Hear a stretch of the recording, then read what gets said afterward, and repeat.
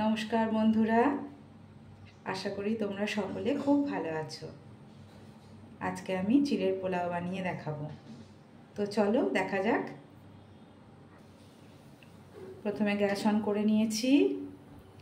এবার প্যানটা গরম হলে প্যানে সাদা তেল দেব। প্যানে সাদা তেল দিয়ে আমি আগে কাজু আর কিশমিশটা ভেজে নেব। কাজু কিশমিশটা ভেজে নিলে কি হয়, বেশ খেতে ভালো লাগে। আমরা পোলাও যখন করি, এমনি ফ্রায়েড রাইস করি বা পোলাও করি, সেখানেও কাজু কিশমিশ ভাজা করতেই ভালো লাগে, ভেজেই দিই এবং তাতে খেতে ওটা আরও সুস্বাদু হয়, তাই না? ঘিয়ের মধ্যে ভাজলে আরও বেশি ভালো হয়। তো দেখো, তেলটা গরম হয়ে গেছে। এবার আমি এর মধ্যে কাজু আর কিশমিশটা দিয়ে দিলাম, আর ফ্লেমটা একটু কমিয়ে দিই যাতে এটা পুড়ে না যায়। তো এটা ভেজে নিই। দেখো কি সুন্দর এটা ভাজা হয়ে গেছে। এবার আমি এটা তুলে নেব। চিড়ের পোলাওয়ে অনেকে আলু দেন বা আলু দেন না, আমি আলু একটু দিই। আলুটা অপশনাল। আলুটা আমি ভালো করে ভাজা করে নেব। আমি একটু হলুদ হলুদ চিড়ের পোলাও ভালোবাসি, তো আলুটা এর মধ্যে একটু নুন হলুদ না দিলে এটা ঠিক জমে না, তাই না? একটু নুন হলুদ দিতে হবে অবশ্যই আলুর মধ্যে। আর তারপর ভালো করে ভেজে নেব যতক্ষণ না সেদ্ধ হচ্ছে। ভালো করে সিদ্ধ না হওয়া পর্যন্ত এটাকে একটু চাপা দিয়ে ভাজতে হবে আলুটাকে। দেখো বন্ধুরা, কেমন সুন্দর আলুটা ভাজা হয়ে গেছে। এইবার আমি এর পরের স্টেপটা করব।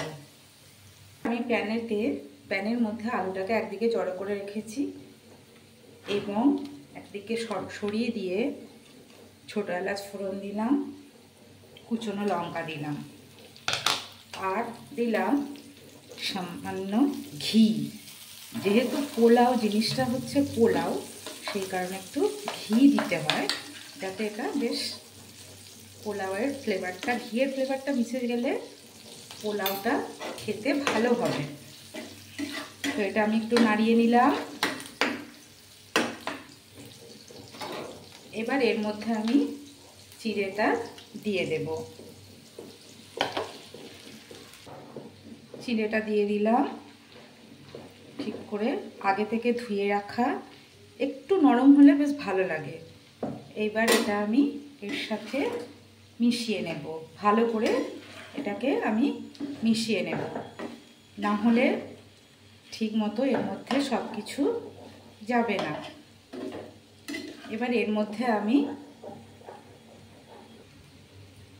আন্দাজ মতো নুন দেব।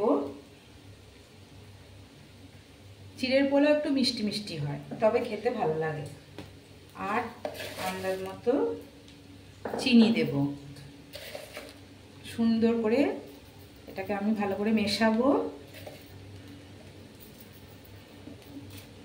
এবং ওই যে বলেছিলাম ভিডিওর প্রথমেই যে একটু হলুদ হলুদ ভাব হলে দেখতে ভালো লাগে।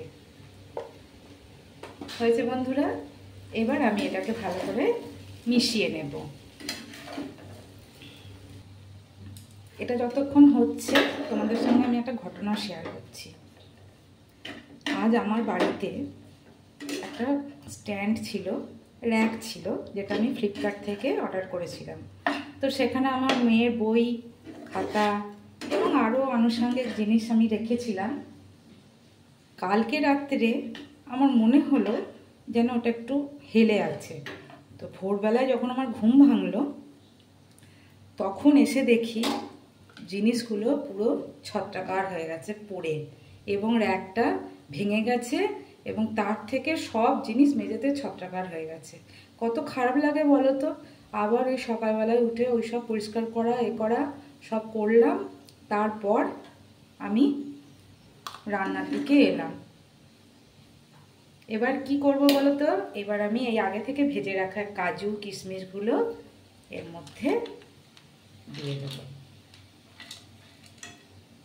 এবার আমি এটা ভালোভাবে মিশিয়ে নিলাম। সুন্দর করে না মেশালে এটা ঠিক হয় না, তাই না? চিড়ের পোলাও আমাদের বাড়িতে সবাই ভালোবাসে, তোমরা একটু করে দেখবে, খুব ভালো লাগবে খেতে। দেখো কি সুন্দর হয়েছে। যারা নতুন করবে তারা একটু মুখে দিয়ে টেস্ট করে নেবে যাতে নুন মিষ্টিটা ঠিক হয়। এবার আমি এটা সার্ভিং বলে ঢেলে নেব। তো এবার আমি এটা সার্ভিং বলে ঢেলে নিই।